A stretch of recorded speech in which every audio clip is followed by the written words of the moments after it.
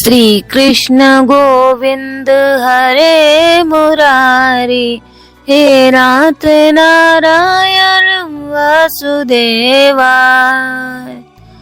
हरे कृष्णा। आप सभी वैष्णव भक्तों को प्रणाम।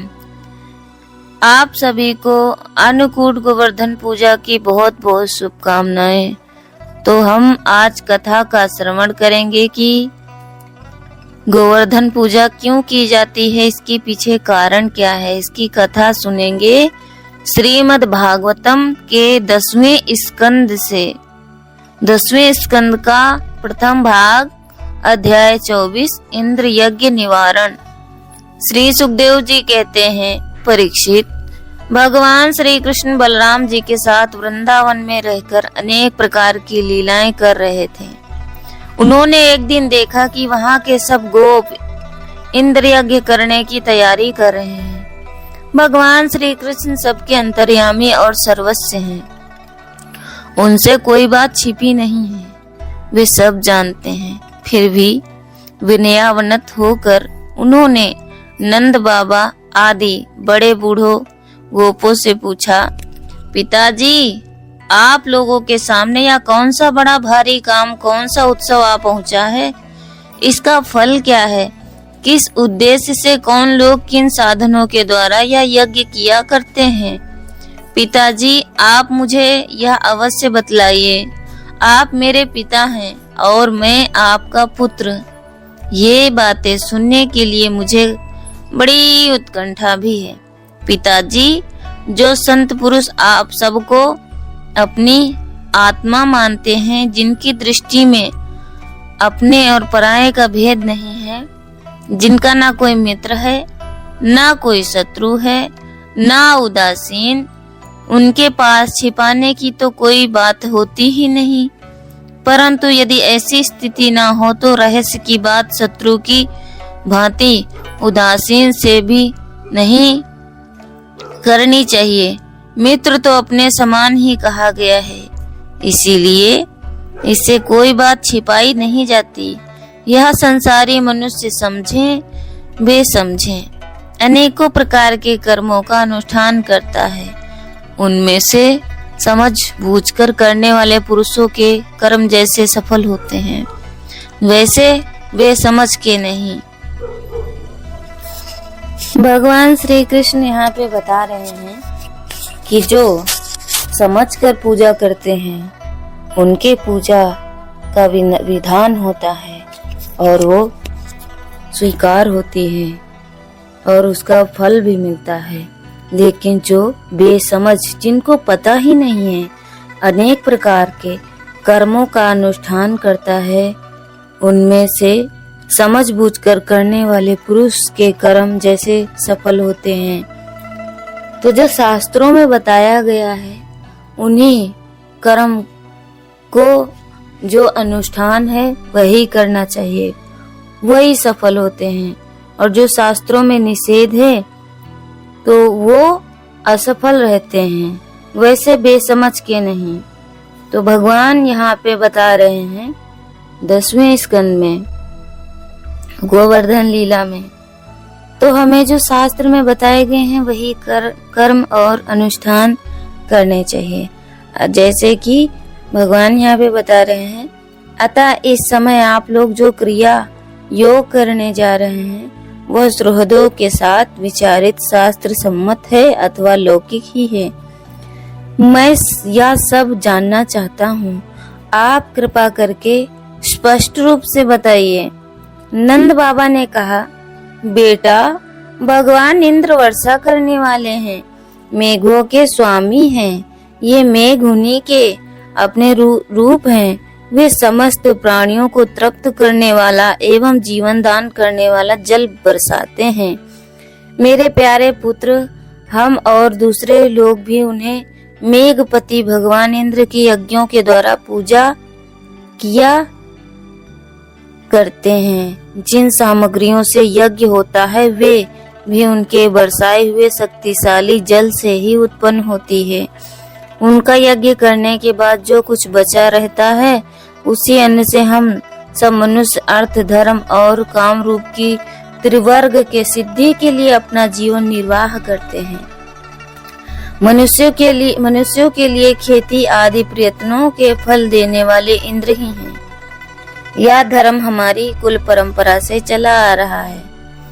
जो मनुष्य काम, लोभ, भय अथवा द्वेष से परंपरागत धर्म को छोड़ देता है, उसका कभी मंगल नहीं होता।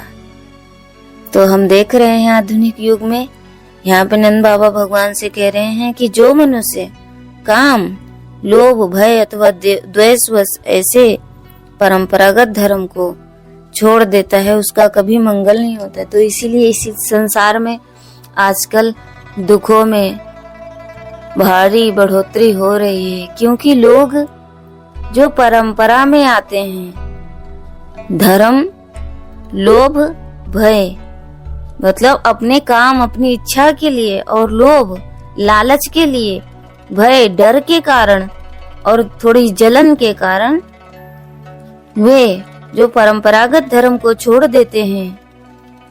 जैसे कि श्री कृष्ण की ही पूजा करनी चाहिए, अन्य देवी देवताओं को प्रणाम करना चाहिए। अगर उनकी हम पूजा पाठ करते हैं तो उनसे यही कृष्ण की भक्ति मांगनी चाहिए, क्योंकि जहाँ पे कृष्ण है वहाँ पे धन ही धन है, क्योंकि देवी देवता भी भगवान से ही लेते हैं। तो जो हम पूजा, ये अन्य अनुष्ठानों की पूजा पाठ करते हैं, वो जाता तो कृष्ण को ही है, लेकिन वो उसका फल नहीं मिलता।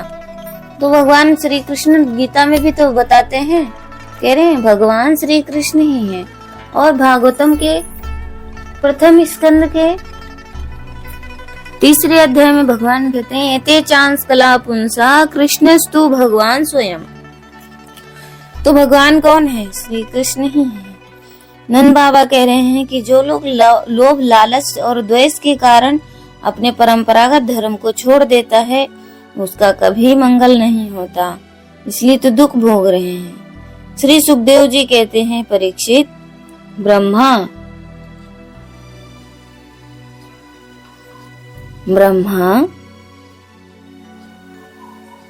शंकर आदि भी शासन करने वाले केशव भगवान ने नंद बाबा और दूसरे ब्रजवासियों की बात सुनकर इंद्र को क्रोध दिलाने के लिए अपने पिता नंद बाबा से कहा। श्री भगवान ने कहा पिताजी से, प्राणी अपने कर्म के अनुसार ही पैदा होता है और कर्म से ही मर जाता है। उसे उसके कर्म के अनुसार ही सुख, दुख, भय और मंगल के निमित्तों की प्राप्ति होती है। यदि कर्मों को ही सब कुछ मानकर उनमें भिन्न जीवों के कर्म फल देने वाले ईश्वर माना भी जाए, तो वह कर्म करने वाले को ही उसके कर्म फल के अनुसार दे सकता है। कर्म ना करने वालों पर उनका प्रभुता नहीं चल सकती। जब सभी प्राणी अपने अपने कर्मों का फल ही भोग रहे हैं, तो हमें इंद्र की क्या आवश्यकता है? जब सब अपने अपने कर्मों को भोग रहे, तो इंद्र की क्या आवश्यकता है पिताजी? जब वे पूर्व संस्कार के अनुसार प्राप्त होने वाले मनुष्य के कर्म फल को बदल ही नहीं सकते, तब उनसे प्रयोजन मनुष्य अपने स्वभाव पूर्व संस्कारों के अधीन है, वह उसी का अनुसरण करता है। यहाँ तक कि देवता, असुर, मनुष्य आदि को लिए हम सारा जगत स्वभाव ही स्थित है। जीव अपने कर्म के अनुसार उत्तम और अधम शरीरों को ग्रहण करता है, छोड़ता है अपने कर्मों के अनुसार ही। यह शत्रु है, यह मित्र है, यह उदासीन है, ऐसा व्यवहार करता है। कहाँ तक कहूँ, कर्म ही गुरु है और कर्म ही ईश्वर है। इसीलिए पिताजी, मनुष्य को चाहिए कि पूर्व संस्कारों के अनुसार अपने वर्ण तथा आश्रम के अनुकूल धर्मों का पालन करता हुआ कर्म का ही आदर करे। जिसके द्वारा मनुष्य की जीविका सुगमता से चलती है, वही उसका इष्ट देव है। जैसे अपने विवाहित पति को छोड़कर पति का सेवन करने वाली व्यभिचारिणी स्त्री कभी शांति लाभ नहीं करती। भगवान श्री कृष्ण कहते हैं कि आश्रम जो वर्ण है, आश्रम है, 4 वर्ण होते हैं, वानप्रस्थ, सन्यास, गृहस्थ तो 4 आश्रम को छोड़कर ब्रह्मचर्य, वानप्रस्थ, गृहस्थ और सन्यास। तो जैसे यहाँ पे भगवान बता रहे हैं कि जैसे अपने विवाहित पति को छोड़कर 4 पति का सेवन करने वाली व्यभिचारिणी स्त्री कभी शांति लाभ नहीं करती, तो ऐसे पुरुषों के लिए भी है कि जो अपनी पत्नी को छोड़कर दूसरी पत्नी का सेवन करने वाले व्यभिचारी पति कभी शांति लाभ नहीं करते। वैसे ही जो मनुष्य अपनी आजीविका चलाने वाले एक देवता को छोड़कर किसी दूसरे की उपासना करते हैं, उन्हें कभी सुख नहीं मिलता। तो हमारे इष्ट देवता श्री कृष्ण हैं। ब्राह्मण वेदों के अध्यापन, क्षत्रिय पृथ्वी पालन से, वैश्य वार्तावृत्ति से और शूद्र ब्राह्मण क्षत्रिय और वैश्यों की सेवा से अपनी जीविका का निर्वाह करें। वैश्यों की वार्तावृत्ति 4 प्रकार की है: कृषि, वाणिज्य, गोरक्षा और ब्याज लेना। हम लोग उन चारों में से एक केवल गोपालन की ही सदा से करते आए हैं।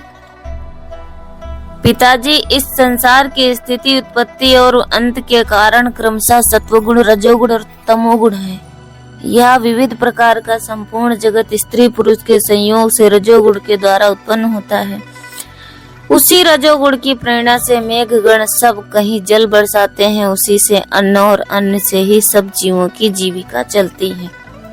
इसमें भला इंद्र का क्या लेना देना है? वह भला क्या कर सकता है? पिताजी, ना तो हमारे पास किसी देश का राज्य है और ना तो बड़े बड़े नगर ही हमारे अधीन हैं। हमारे पास गांव या घर भी नहीं है। हम तो सदा के वनवासी हैं। वन और पहाड़ ही हमारे घर हैं। इसीलिए हम लोग गौओं, ब्राह्मणों और गिरिराज का यजन करने की तैयारी करें। इंद्र यज्ञ के लिए जो सामग्रियां इकट्ठी की गई हैं, उन्हीं से यज्ञ का अनुष्ठान होने दें। अनेकों प्रकार के पकवान, खीर, हलवा, पुआ, पूरी आदि से लेकर मूंग की दाल तक बनाए जाएं। व्रज का सारा दूध एकत्र कर लिया जाए। वेदवादी ब्राह्मणों के द्वारा भली भांति हवन करवाया जाए तथा उन्हें अनेकों प्रकार के अन्न, गौवें और दक्षिणा दी जाए। और भी चांडाल पति तथा कुत्तों को यथा योग्य वस्तुएं देकर गायों को चारा दिया जाए और फिर गिरिराज को भोग लगाया जाए। इसके बाद खूब प्रसाद खा पीकर सुंदर वस्त्र पहनकर गहनों से सजा लिया जाए और चंदन लगाकर गौ, ब्राह्मण, अग्नि तथा गिरिराज गोवर्धन की प्रदक्षिणा की जाए। पिताजी, मेरी तो ऐसी सम्मति है कि यदि आप लोगों को रुचे तो ऐसा ही कीजिए। ऐसा यज्ञ गो, ब्राह्मण और गिरिराज को तो प्रिय होगा ही, मुझे भी बहुत प्रिय है। श्री सुखदेव जी कहते हैं, परीक्षित, कालात्मा भगवान की इच्छा थी कि इंद्र का घमंड चूर चूर कर दे। नंद बाबा आदि गोपों ने उनकी बात सुनकर बड़ी प्रसन्नता से स्वीकार कर ली। भगवान श्री कृष्ण ने जिस प्रकार का यज्ञ करने को कहा था, वैसा ही यज्ञ उन्होंने प्रारंभ किया। पहले ब्राह्मणों से स्वस्ति वाचन कराकर उसी सामग्री से गिरिराज और ब्राह्मणों का सादर भेंटें दी तथा गौओं को हरी हरी घास खिलाई। इसके बाद नंद बाबा आदि गौओं को आगे कर गिरिराज की प्रदक्षिणा की। ब्राह्मणों का आशीर्वाद प्राप्त करके वे गोपियां भली भांति श्रृंगार करके और बैलों से जूती गाड़ियां पर सवार होकर भगवान श्री कृष्ण की लीलाओं का गान करती हुई गिरिराज की परिक्रमा करने लगी। भगवान श्री कृष्ण गोपों को विश्वास दिलाने के लिए कि गिरिराज के ऊपर एक दूसरा विशाल शरीर धारण करके प्रकट हो गए तथा मैं गिरिराज हूँ, इस प्रकार कहते हुए सारी सामग्री आरोग्यने लगे। भगवान श्री कृष्ण ने अपने उस स्वरूप को दूसरे ब्रजवासियों के साथ स्वयं को भी प्रमाण किया और कहने लगे, देखो कैसा आश्चर्य है, गिरिराज जी ने साक्षात प्रकट होकर हम पर कृपा की है। ये चाहे जैसा रूप धारण कर सकते हैं। जो वनवासी जीव का उनका निरादर करते हैं, उन्हें ये नष्ट कर डालते हैं। आओ, अपना और गौओं का कल्याण करने के लिए इन गिरिराज को हम नमस्कार करें। इस प्रकार भगवान श्री कृष्ण की प्रेरणा से नंद बाबा आदि बड़े बूढ़े गोपों ने गिरिराज और गो ब्राह्मणों का विधिवत पूजन किया तथा फिर श्री कृष्ण के साथ ब्रज में लौट आए। तो अब हम गोवर्धन धारण की कथा श्रवण करेंगे। हरे कृष्ण।